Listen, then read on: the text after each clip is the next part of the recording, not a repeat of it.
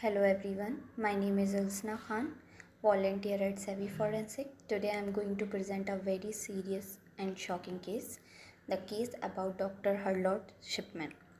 He was a well-respected doctor in the UK, but he turned out to be one of the biggest serial killer in a history. First, let me quickly show you what we will be covering today. So, introduction, his early life and career, his modus operandi, how he was caught, trial and conviction, impact he had on law and medicine, psychological profile, and final conclusion and reference. So the question is, why was he killing innocent patient? Now before we get into the story, the main question is, why was a doctor whose job is to save life killing innocent patient? The answer lies in his psychological problem. Shipman had something called a god complex. He felt powerful when he had control over life and death. He was not killing to end suffering or help patient.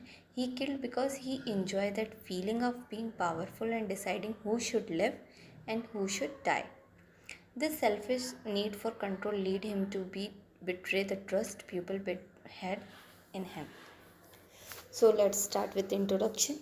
Dr. Pollard Shipman was a British general practitioner, also called a family doctor. He looked very trustworthy, calm, and professional. Between 1975 and 1998, he secretly murdered about 250 patients. Most of his victims were elderly women who trusted him completely. When his crimes were finally exposed, it shook the whole country. People started questioning how much they could trust the healthcare system. The case led to very big changes in British medical law. Let's discuss about the early life and career of Dr. Pollard Shipman. Shipman was born 1946 in Nottingham, England. As a teenager, he went through a very painful experience. His mother got cancer and eventually passed away. Watching his mother suffering and the way doctor treated her influenced him to choose medicine as a career. He studied Leeds School of Medicine and became a doctor in 1970. He started working in Hyde, Greater Manchester, and quickly became known as a caring and hardworking doctor. Patients loved him, trusted him deeply, which gave him the perfect cover for his crime. Modus operandi. Shipman had a very smart and planned method of killing.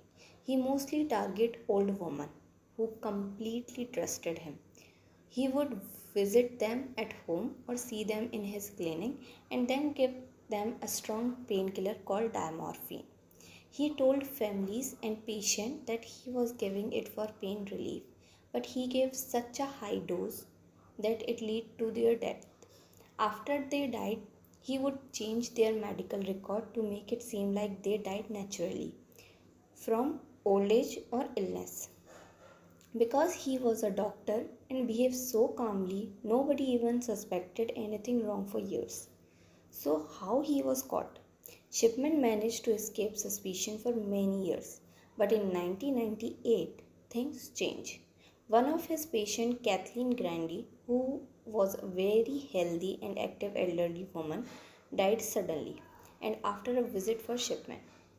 Her daughter Angela Woodruff found a strange will which left all her mother's money, property to Shipman. Angela, being a solicitor herself, knew something was wrong and reported it to the police. The police started investigating and found that many of Shipman's patients had similar sudden death. They dug deeper, exhumed some body, and found that the cause of death was morphine overdose. Shipman has false document and death certificate. Finally, enough evidence was collected and he was arrested. Trial and conviction. In January 2000, Pollard Shipman was put on trial. He was found guilty for murder 15 patients and also found guilty for forging document. The court sentenced him to life imprisonment without any chance of release. Later investigation suggested that the real number of his victims was around 250, maybe even more. Shipman never saw any regret. He never admitted he did anything wrong. In 2004, before his 58th birthday, he committed suicide by hanging himself in his prison cell. So let understand what was the impact on law and medicine in UK. The case had a huge impact on the medical world and the law system in UK. A full investigation called the Shipman inquiry was carried out. The This led to major reforms such as a stricter rule for issuing death certificate, more monitoring of doctor and their practice, and giving patients for more right and information about their treatment, creating a national clinical assessment authority to watch over their performance and doctor. Shipman action made the healthcare system realize that even trusted professionals need proper check. Psychological profile. Psychologists studied Shipman's mind and found that he had a narcissistic personality. He believed he was above others. The God complex in him made him feel that he could control life, death, and no one could question him. He enjoyed playing with people's lives and it gave him a sense of power. His killings were not out of mercy, they were to satisfy his own ego and need for control. So, in conclusion, in case of Dr. Harlow Shipman, show us how dangerous it can be when position of trust are misused. It broke people trust in healthcare and forced the government to bring strict changes. Today, because of this case, we have more transparent and accountable system in a place to protect patient. It reminds us that no matter how trusted someone is, there must always be rule and check to prevent such a tragedies. So that's all from my side. I hope you all now understand how big this case was and how it changed the way in medical system work. Thank you so much for listening patiently. Thank you.